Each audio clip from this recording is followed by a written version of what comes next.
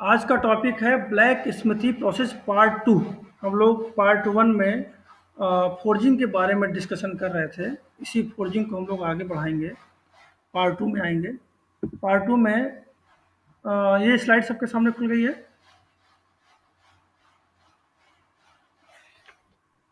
Yes sir. देखो, drop stamp hammer, ठीक है। यहाँ से हम लोगों ने लास्ट क्लास को एंड किया था, वाइंड अप किया था, यहीं से हम लोग स्टार्ट कर रहे हैं। जो ड्रॉप हैमर है, इसके बारे में मैंने आपको बताया भी था कि ये कैसे काम करता है, बट हम लोग यहाँ फिर से इसको दोबारा डिस्कस करेंगे, ठीक है। देखो, जो आपको पता है कि हम लोग एक हैंड फोर्जिंग प्रोसेस यूज करते हैं और दूसरा मशीन फोर्जिंग प्रोसेस का यूज करते हैं। तो ये मशीन फोर्जिंग प्रोसेस को 4 पार्ट में डिवाइड किया जाता है, ठीक है।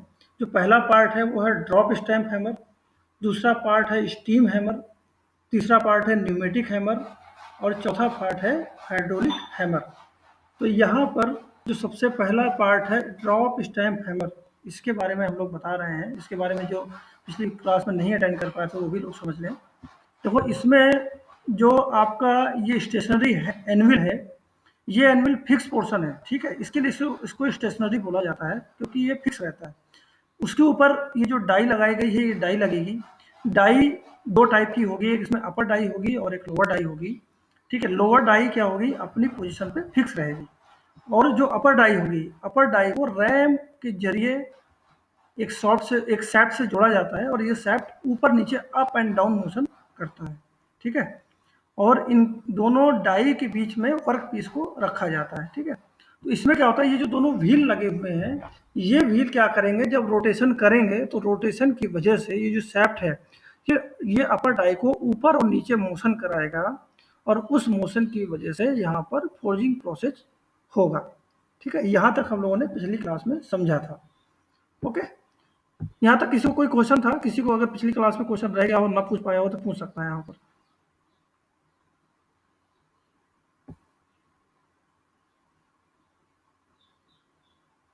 ओके, आगे बढ़ रहे हैं। Steam hammer. Steam hammer drop stamp hammer का ही एक रूप है। इसमें केवल अंतर यह होता है कि यहाँ पर जो रोलर लगे हुए थे, रोलर की जगह यहाँ पर एक स्टीम कंटेनर लगाया जाता है, एक स्टीम बॉक्स लगा दिया जाता है, ठीक है।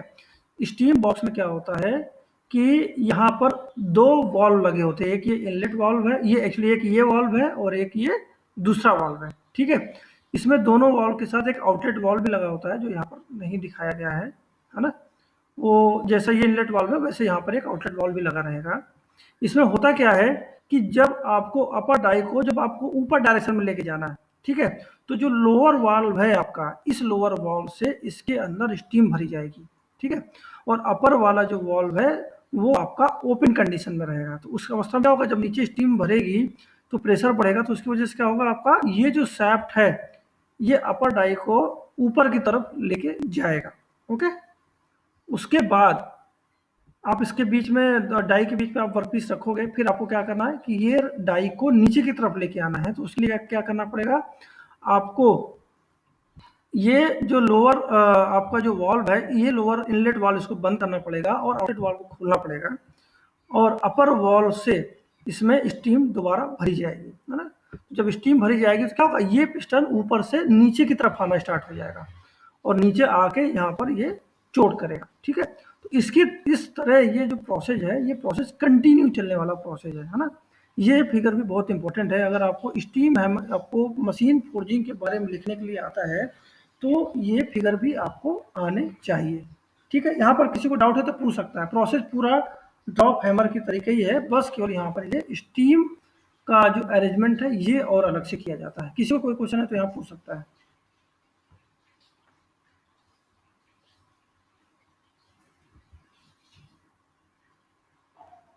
किसी को है?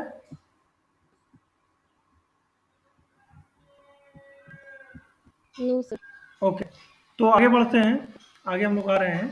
सही सर, ये वर्क पीस जो है, जो वर्क है, हाँ तो मतलब स्टीम के थ्रू ये मतलब कि जो डाई है ये अप डाउन होता है। हाँ, इसमें स्टीम के थ्रू जो ये पिस्टन, आप जो अब ये स्टील का जो कनेक्टिंग रॉड जो देख रहे हैं, इसमें क्या होता है कि जब इधर से स्टीम भरी जाएगी, ठीक है, तो ये ऊपर की तरफ जाएगा, ओके। और जब ऊपर से स्टीम भरी जाएगी तो ये क्या होगा, ये नीचे की तरफ जाएगा, ठीक है। जैसे आपका स्टीम इंजन होता है ना, यस सर। हाँ, हाँ वो समझ रहे सर, मतलब वर्क, जैसे वर्क पीस सिर्फ पीटने के काम आएगा। ये हाँ, फोर्जिंग में यहाँ पर आपको ये केवल पीटने के काम में आएगा, ठीक है। केवल पीटना है आपको, पीट पीट के इसको यस। आकार देना है, ठीक है। उसके लिए इसको किया जाता है ना, ओके। इसमें क्या होता है कि एक ये प्रेशर का एक ये है कॉन्सेप्ट कि जितना ज़्यादा आप प्रेशर लगाओगे उतना ज़्यादा ये क्या करेगा, उसको फोर्स करेगा, है ना। ये एक थोड़ा सा एडवांटेज रहता है इसमें, ओके। नेक्स्ट चलते हैं, न्यूमेटिक हैमर। न्यूमेटिक हैमर ये थ्योरी बहुत इंपॉर्टेंट है। न्यूमेटिक हैमर मैक्सिमम या अक्सर एग्जाम में आने वाला क्वेश्चन में से एक है, जो सेपरेटली आता है। इसको आप लोग अगर चाहो तो इम्पोर्टेंट में मार्किंग कर सकते हो कि इम्पोर्टेंट है ये, है ना। बहुत आता है न्यूमेटिक हैमर, ठीक है। न्यूमेटिक हैमर में क्या होता है कि इसमें जो कंप्रेस्ड एयर होती है, पहले आपको मैं फिगर दिखाता हूँ न्यूमेटिक हैमर का। ये है न्यूमेटिक हैमर, ये दिख रहा है सबको, फिगर थोड़ा लार्ज कर रहा हूँ मैं, यस सर। हाँ। ये है इसका फिगर। ये न्यूमेटिक हैमर में क्या होता है कि कंप्रेस्ड एयर यूज की जाती है। जैसे कि आपको पता है न्यूमेटिक का मतलब होता है एयर, ठीक है। कंप्रेस्ड एयर यूज की जाती है स्टीम की जगह, ठीक है। उस कंप्रेस्ड एयर के जरिए ये जो रैम है आपकी, ये जो रैम है, ठीक है, ये रैम क्या हो गई, ये ऊपर नीचे मोशन करती है, ठीक है। और मोशन करते हुए फोर्जिंग वर्क करती है, ठीक है। पीछे पीछे वाली स्लाइड में चलते हैं हम लोग। आप देखोगे इसमें इसमें अपवर्ड और डाउनवर्ड डायरेक्शन में कंप्रेस्ड एयर का यूज किया जाता है, ठीक है। ये कंप्रेस्ड एयर एक सिलेंडर के जरिए, ये कंप्रेस सिलेंडर होता है एक, जैसे आपका कंप्रेसर होता है ना, हवा भरने वाला कंप्रेसर, वैसा ही ये कंप्रेसर होता है। उस कंप्रेसर में टैंक में कंप्रेस्ड एयर पहले भरी जाती है, फिर उस कंप्रेस्ड एयर को इससे इसके रैम के इनलेट चैम्बर से जोड़ा जाता है। एक तो ये कर सकते हैं, दूसरा कर सकते हैं कि जो है इसमें रैम सिलेंडर का भी यूज किया जा सकता है, ठीक है। जिसमें क्या होते हैं, दो वाल्व लगे होते हैं, एक वाल्व इनलेट का वाल्व होता है और एक वाल्व जो है आउटलेट का वाल्व होता है, ओके। और क्या करते हैं कि इसको इनलेट को जो है हम लोग जोड़ देते हैं किससे, रैम के सिलेंडर से। ये आपका जो सिलेंडर दिख रहा है, ये जो सिलेंडर है, ये सिलेंडर में जो बीच का जो ये पोर्शन आपको दिखाई दे रहा है, ये छोटा, ठीक है। इसको मैं इनलार्ज कर रहा हूँ दोबारा, सभी लोग देखिए इसको। यहाँ पर ये जो बीच का जो पोर्शन आपको दिखाई दे रहा है, इस बीच के पोर्शन में, ये बीच का पोर्शन कहलाता है आपका चैम्बर, एयर चैम्बर, ठीक है। इसमें एक वाल्व ये है और एक वाल्व ये है। यहाँ पर ये इनलेट मान लीजिए और इसको आउटलेट मान लीजिए। इनलेट वाल्व से जो कंप्रेसर का जो इनलेट पाइप है वो जोड़ दिया जाता है यहाँ पर, और आउटलेट पाइप को कंप्रेसर के दूसरे पोर्शन पे जोड़ दिया जाता है, जहाँ पर जो रिटर्न एयर है उसको दोबारा यूज किया जा सकता है, ठीक है। तो क्या होगा, इसमें भी सेम प्रोसेस स्टीम का ही है। जैसे स्टीम में एक इनलेट वाल्व से स्टीम भरी जाती है, वैसे यहाँ पर भी इनलेट वाल्व से कंप्रेस्ड एयर जब अंदर डाली जाएगी तो क्या होगा, ये जो रैम है, ये वाली जो रैम दिख रही है आपको, ये रैम ऊपर से नीचे की तरफ मोशन करेगी, ठीक है, और नीचे जाकर फोर्जिंग प्रोसेस करेगी, ठीक है। उसके बाद यहाँ पर जो ये हल्का खाली पोर्शन दिख रहा है, ये आपका जुड़ा हुआ किससे, आउटलेट वाल्व, ठीक है, या इसको दोबारा इनलेट वाल्व भी बोला जा सकता है, ठीक है।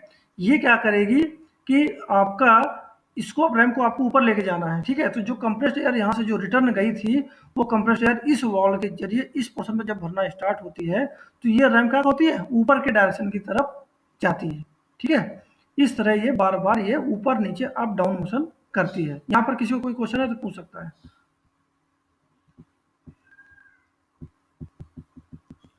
जिसको नहीं समझ में आया वो पूछ सकता है इसको दोबारा, ये फंक्शन आपको समझ में आ जाएगा। तो जैसे स्टीम वर्क करता है सेम टू सेम वैसे ही बिल्कुल बोलना चाहिए। बिल्कुल सेम टू सेम वैसे ही है, ठीक है। इसमें केवल बाकी स्टीम यूज करते थे, इसमें हम लोग न्यूमेटिक या एयर कंप्रेस्ड एयर का यूज कर रहे हैं, ठीक है। अच्छा, इसमें एक फायदा और है कि इसमें लीवर होता है एक, जो कंट्रोल लीवर होता है, उस लीवर को घुमाकर आप क्या कर सकते हो, जो जाने वाली कंप्रेस्ड एयर है उस कंप्रेस्ड एयर को कंट्रोल कर सकते हो। जैसे आपको कम स्ट्रोक देना है, छोटा स्ट्रोक देना है, जैसे आपका लगभग प्रोसेस कंप्लीट हो गया है फोर्जिंग का, आपको एक माइनर स्ट्रोक देना है, तो आप उस लीवर से उस कंप्रेस्ड एयर को कंट्रोल कर सकते हो, जिससे क्या होगा, जो रैम होगी, रैम हल्की चोट करेगी वर्कपीस पे और वर्कपीस आपका तैयार हो जाएगा। तो ये एक इसमें बहुत अच्छा फायदा होता है कि लीवर के द्वारा आप इस वर्क पीस पर लगने वाले स्ट्रोक को आसानी से कंट्रोल कर सकते हो। ठीक है, तो इस हिसाब से क्या हो गया, इसमें सबसे खास बात ये हो गई, आप कंट्रोल कर सकते हो, बल्कि स्टीम में कंट्रोल करना बहुत मुश्किल होता है। ठीक है, तो उस हिसाब से इसमें जो आपका स्ट्रोक होते हैं वो स्ट्रोक कम से कम पर मिनट हो जाते हैं 50 से 200 स्ट्रोक पर मिनट। स्ट्रोक जो होता है ये क्या होता है, एक बार पिस्टन ऊपर जाए या ऊपर से, या एक्चुअली एक पिस्टन एक बार ऊपर से जब नीचे जाकर वर्कपीस पे जब चोट करता है, तो एक जो चोट करेगा, एक बार चोट करेगा, वो कहलाएगा एक स्ट्रोक। ठीक है, क्लियर है? Yes, sir. हाँ, ठीक है। एक बार जब वो आपका जो रैम है जब वर्कपीस पे ये करेगा, हिट करेगा, तो वो कहलाता है एक स्ट्रोक। ठीक है। अच्छा, इसमें अब क्योंकि लीवर का यूज किया जाता है, आप कंप्रेस्ड एयर को कंट्रोल कर सकते हो, तो उसकी वजह से इसमें फास्ट, मतलब फास्ट ब्लो और शार्प ब्लो भी दिया जा सकता है। फास्ट और शार्प का मतलब है कि जब आप स्ट्रोक बढ़ा दोगे, या आप क्या करोगे कि जो है वॉल्व, इनलेट वाल्व पूरी तरह से खोल दोगे, तो जो कंप्रेस्ड एयर है, कंप्रेस्ड एयर जो आपके रैम है, रैम पे ज़्यादा फोर्स लगाएगी, तो वो ज़्यादा तेजी से वर्कपीस पे हिट करेगा। ठीक है, तो उससे क्या होगा, वर्कपीस पे जो फोर्जिंग प्रोसेस होगा वो ज़्यादा होगा, डिफॉर्मेशन ज़्यादा होगा। ठीक है, पहला एक तो ये फायदा है। दूसरा फायदा ये है कि आप चाह रहे हो कि भाई फोर्जिंग बहुत जल्दी जल्दी आपका ठंडा हो रहा है, तो उस केस में क्या हो जाएगा, आपको बार बार फोर्जिंग गर्म करना पड़ेगा ना। तो उस प्रोसेस को बचाने के लिए, बार बार गर्म होने से बचाने के लिए आप स्ट्रोक बढ़ा सकते हो। जहां पर 1 मिनट में अगर 10 स्ट्रोक मार रहा था, तो आप लीवर को कंट्रोल करके 1 मिनट में 100 स्ट्रोक भी लगा सकते हो। तो क्या होगा, आपको जो प्रोसेस होगा फोर्जिंग का वो जल्दी कंप्लीट हो जाएगा। ठीक है, यहाँ तक क्लियर है सबको? Yes sir. ओके, अब आते हैं हाइड्रोलिक हैमर। तो देखो, हाइड्रोलिक हैमर का वैसे फिगर मैंने इस पर नहीं पेश किया, क्योंकि हाइड्रोलिक हैमर जल्दी ऐसे नहीं मिलता है। ठीक है, बट हाइड्रोलिक हैमर में सेम प्रोसेस वही है। वहाँ पे हमने स्टीम चैम्बर लगाया था, यहाँ पे हमने न्यूमेटिक चैम्बर लगाया है, और हाइड्रोलिक हैमर में हम लोग हाइड्रोलिक चैम्बर लगाते हैं जिसमें ऑयल भरा होता है। इसमें ऑयल के जरिए प्रेशराइजेशन किया जाता है। ठीक है, क्लियर है?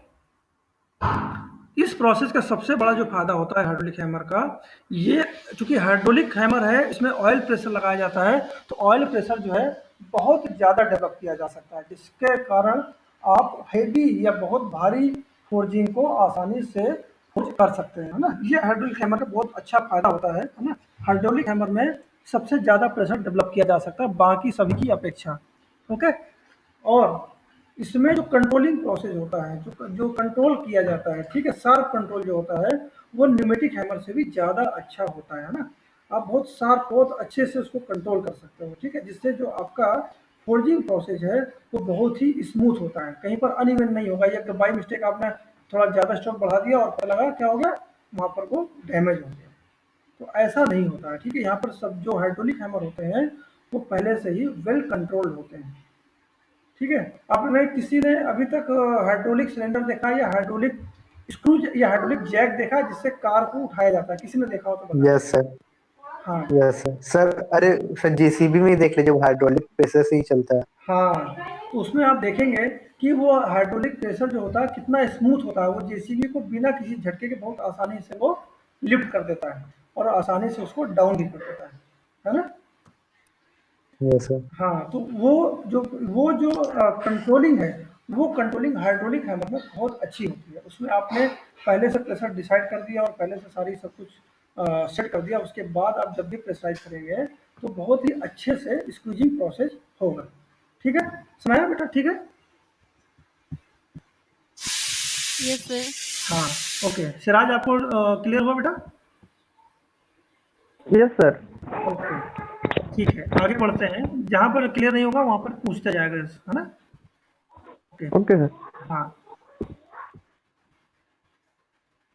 उसके बाद आते हैं हम लोग basic categories of forging. Forging किस किस टाइप की होती है? अभी तक तो हम लोगों ने मशीन के बारे में बात की है ना, एक हैंड फोर्जिंग है और मशीन फोर्जिंग है। उसके बाद जो आता है आपका बेसिक कैटेगरीज ऑफ फोर्जिंग, तो इसमें कितनी टाइप है? एक तो होती है आपकी ओपन डाई फोर्जिंग, ठीक है।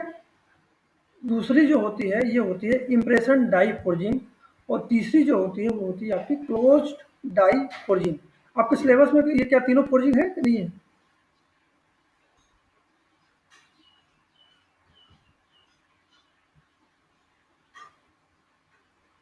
ओके, ओपन डाई फोर्जिंग के बारे में हम लोग बात कर रहे हैं। ओपन डाई फोर्जिंग जो होती है, ये फोर्जिंग होती है कुछ इस तरह की। इसमें होता क्या है कि इसमें आप डाई देख रहे हैं, एक तो फ्लैट डाई है यहाँ पर, दूसरा है आपकी वी डाई, तीसरा है फ्लैट एंड वी डाई, और चौथा है स्वेज डाई। ठीक है, फ्लैट डाई में आप देखोगे कि दोनों सरफेस यहाँ पर फ्लैट आपको दिख रहे हैं। ठीक है, वी डाई है, वी डाई में क्या हो रहा है कि यहाँ पर दोनों जो सरफेस है दोनों वी शेप में है। आप देखोगे वी शेप दिख रहा है। Flat die and V die, इसमें आपका जो नीचे वाला डाई है ये तो वी है, बट ऊपर वाला जो डाई है वो कौन सा है, वो फ्लैट डाई है। ठीक है, और तीसरा है स्वेज डाई। तो स्वेज डाई में आप देख रहे हैं ये पूरा सर्कुलर है।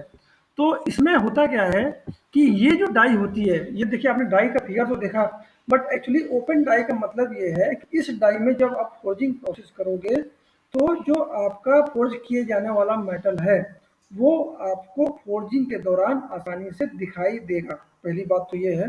दूसरी बात ये है कि फोर्जिंग के दौरान जब आप शेप दे रहे होंगे तो उस केस में जो एक्स्ट्रा मटेरियल जो बचेगा फोर्ज का जो एक्स्ट्रा मटेरियल होगा वो डाई से बाहर आ जाएगा, डाई से बाहर आपको दिखाई देने लगेगा। ठीक है, इसके लिए इसे बोलते हैं forging, open die forging. Process same to same है इसका।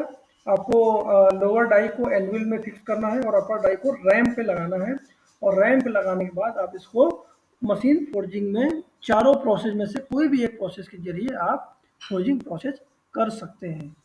ठीक है, क्लियर है यहाँ पे? Yes sir. है ना? कुछ अगर कहीं कंफ्यूजन होगा तो आप मुझे बताओ। ठीक है, इस डाई के इस जो डाई फोर्जिंग प्रोसेस है, ओपन डाई फोर्जिंग प्रोसेस, इसके क्या एडवांटेज है? पहला एडवांटेज ये है, अब चूंकि सिंपल आपको दिख रहा है कि एकदम सिंपल सी डाई है तो ऑपरेशन भी इसका सिंपल होगा, पहला। दूसरा क्या है, अब चूंकि ये डाई ओपन डाई है, इसमें आपको उतना फिनिशिंग और उतना एक्यूरेसी नहीं मिलेगा। इसके लिए क्या होगा, इसमें प्रोडक्शन रेट भी अपेक्षाकृत बहुत लो होगा, क्योंकि क्या होगा इसमें डिफेक्ट भी बहुत ज़्यादा आएंगे। आपको बार बार सेम प्रोसेस दोबारा कई बार करना पड़ेगा, तब जाके आपको एक वर्क पीस बन के तैयार होगा। ठीक है, उसके बाद क्या है कि इसमें अब चूंकि ओपन है तो आप किसी भी साइज का या किसी भी डाया का आप वर्क पीस को यहाँ पर आप फोर्जिंग कर सकते हैं और अपनी अपनी आवश्यकता के अनुसार। तो ये इसमें एडवांटेज है। ठीक है, केवल जो प्रोडक्शन वॉल्यूम है वो अपेक्षाकृत काफ़ी लो होगा। तो इसमें अगर देखा जाए तो जब आप इसकी थ्योरी लिखोगे तो थ्योरी लिखते समय इन चार जो फिगर है, इन चार फिगर को आपको बनाना बहुत जरूरी है और आपको याद होना चाहिए चारों फिगर। ठीक है, यहाँ पर किसी को कोई क्वेश्चन है तो पूछ सकता है।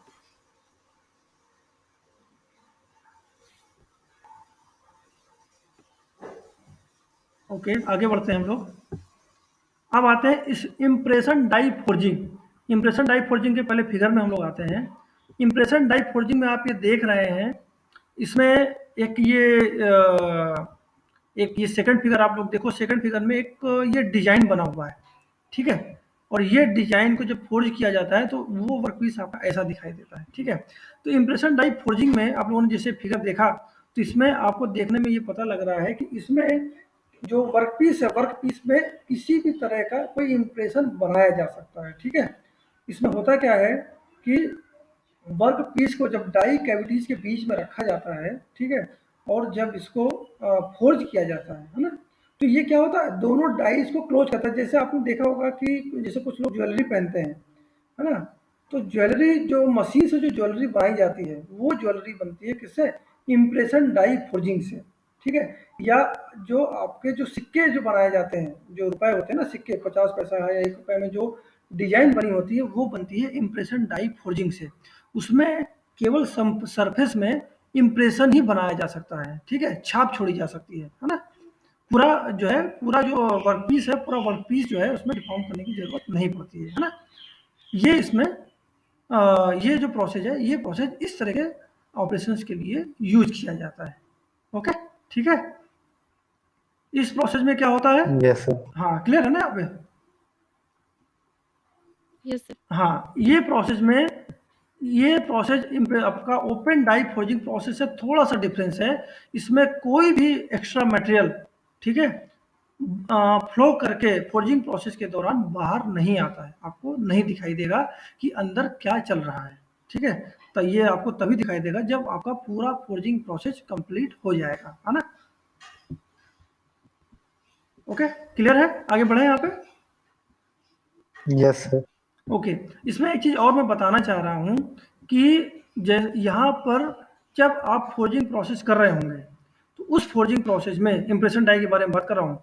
उस फोर्जिंग प्रोसेस में आप ये सेकंड फिगर का नीचे का जो पहला फिगर है, इसमें आप देखेंगे, इसमें ये तो अंदर इम्प्रेशन है, ठीक है, ये इम्प्रेशन यहाँ पे छाप छुड़ी, लेकिन जब आपने इसमें मेटल डाला था, तो मेटल बढ़ के ये बाहर आ गया है, ये बाहर, इसे बोलते हैं फ्लैश, ठीक है। ये फ्लैश इसमें आएगा, इस फ्लैश को बाद में आपको कट करना पड़ेगा और आपका जो इम्प्रेशन होगा, इम्प्रेशन आपका ये होगा, ठीक है। तो यहाँ पर वो दिखाया गया है आपको। आपने क्या किया, ये जो ब्लैंक था, ब्लैंक को आपने डाई के बीच में रखा, अपर और लोअर डाई के बीच में, आपने अपर डाई को प्रेशर दबा कर नीचे दबाया, है ना। जब आपने इसको नीचे दबाया, तो इसके अंदर जो एक्स्ट्रा मटेरियल जो बच रहा था, एक्स्ट्रा मटेरियल ये यहाँ पर ये बाहर आ गया, बट ये आपको दिखाई नहीं देगा, ये बाहर आ जाएगा, ठीक है। और यहाँ पर अंदर आपका पूरा इम्प्रेशन बन गया। तो जब आप इसको बाहर निकालेंगे, तो ये आपको ये एक्स्ट्रा मटेरियल ये क्या करना पड़ेगा, कट करना पड़ेगा। तो ये चीज़ हमेशा ध्यान रखना है इम्प्रेशन डाई फोर्जिंग में, कि जब भी आप इम्प्रेशन डाई फोर्जिंग कर रहे हो, तो आपको अंदर इतना सफिशिएंट मटेरियल डालना है कि इम्प्रेशन सभी जगह बराबर बने। ऐसा ना हो कि कम मटेरियल की वजह से इम्प्रेशन ना बने। किसी ने होली में गुजिया बनाई है? Yes sir. होली में सबने जब, बनाई है। हाँ, जब होली में जब गुजिया बनाते हो, तो जब मैदे को जब रखते हो, गुजिया जो गुठनी होती है, गुठनी के अंदर जब रखते हो और जब गुठनी दबाते हो, तो मैदा कैसे बाहर आता है? देखा है किसी ने? Yes sir. याद आया? Yes sir. हाँ। तो जो मैदा बाहर आता है, वो है इम्प्रेशन टाइप फोर्जिंग, क्योंकि जब आप उसको ओपन करते हो, तो अंदर इम्प्रेशन आ जाते हैं। कैसे? वो तिकोने तिकोने इम्प्रेशन आते हैं, है ना। तो आप क्या करते हो बाद में, जो एक्स्ट्रा मैदा बाहर निकल के आता है, तो उसको आप हाथ से निकाल के अलग कर देते हो ना।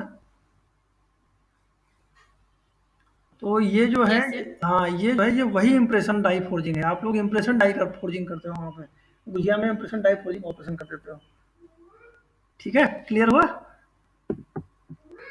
Yes sir. अब मेरे ख्याल से क्लियर हो गया होगा, है ना। ओके, विष्णु, आपको क्लियर हुआ कि नहीं यस हुआ?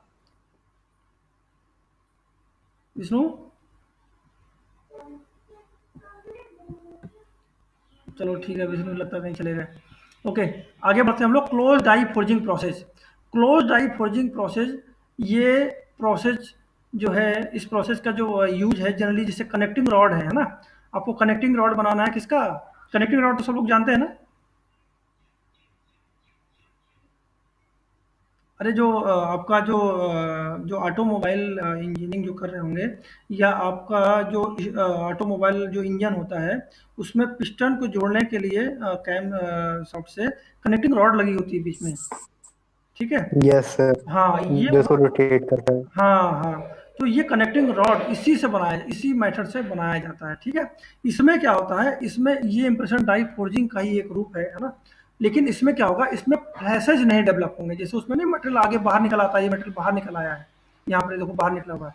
लेकिन जो क्लोज डाई फोर्जिंग होगा, इसमें क्या होगा, इसमें मटेरियल बाहर नहीं आएगा, ठीक है। इसमें क्या होगा, जो डाई होगी पूरी तरह से कवर्ड होगी। तो इस केस में यहाँ पर जब आप फोर्जिंग करेंगे, तो फोर्जिंग करते समय आपको यहाँ पर इतना मटेरियल सफिशिएंट देना है, ताकि आपको यहाँ पर मटेरियल कम ना पड़े फोर्जिंग के दौरान। वरना अगर कम पड़ जाएगा, तो क्या होगा कि आपका जो कास्ट ये फोर्ज बनेगा, फोर्ज कंप्लीट नहीं बनेगा, कहीं ना कहीं कुछ ना कुछ मटेरियल में कमी रह जाएगी, ठीक है। तो ये चीज़ आप लोगों को ध्यान में रखना है ना। क्लियर है आप सबको? Yes sir. हाँ, ये चीज़ यहाँ पर सभी को ध्यान में रखना है। तो ये रहा यहाँ पर क्लोज डाई फोर्जिंग के मामले में। तो इसमें जो सबसे इंपॉर्टेंट चीज़ है, वो है प्रॉपर वॉल्यूम। आपको प्रॉपर वॉल्यूम जो है यहाँ पर ध्यान में रखना है, ठीक है। उसके बाद क्या है, नेक्स्ट चलते हैं हम लोग। क्लोज डाई फोर्जिंग के क्या फ़ायदे हैं? तो पहला जो फ़ायदा है, वो आप लोग लिखो चाहे इसको। पहला फ़ायदा है कि इसमें किसी भी कॉम्प्लेक्स शेप को आसानी से बनाया जा सकता है, ठीक है। अब चूंकि क्लोज डाई फोर्जिंग है, इसमें किसी तरह के कोई फ्लैशेज नहीं डेवलप होते हैं, तो उस केस में जो डायमेंशनल एक्यूरेसी है, वो डायमेंशनल एक्यूरेसी भी बहुत अच्छी होती है ना। तीसरा क्या है, हाई प्रोडक्शन। अब हाई प्रोडक्शन है, क्योंकि यहाँ पर किसी तरह का कोई फ्लैश डेवलप नहीं हो रहा है, डिफेक्ट आने के चांसेस बहुत कम है। तो फटाफट आप यहाँ पर कनेक्टिंग रॉड का प्रोडक्शन कर सकते हो, है ना, क्योंकि यहाँ पे आपको किसी तरह का कोई रिवर्क नहीं करना है ना। अब चूंकि आप बहुत कम समय में प्रोडक्शन कर सकते हो, कोई फ्लैशेस नहीं डेवलप हो रहे हैं, तो उस केस में क्या होगा भाई, कम समय भी लगेगा आपको, एक इक्विपमेंट बनाने में आपको बहुत कम समय में ये काम हो जाएगा। ठीक है। अच्छा, इसमें आपको कुछ लिमिटेशन भी होंगी। लिमिटेशन क्या क्या है, वो लिमिटेशन शायद इसमें कवर नहीं है। वो लिमिटेशन, हेलो, आवाज़ आ रही है मेरी?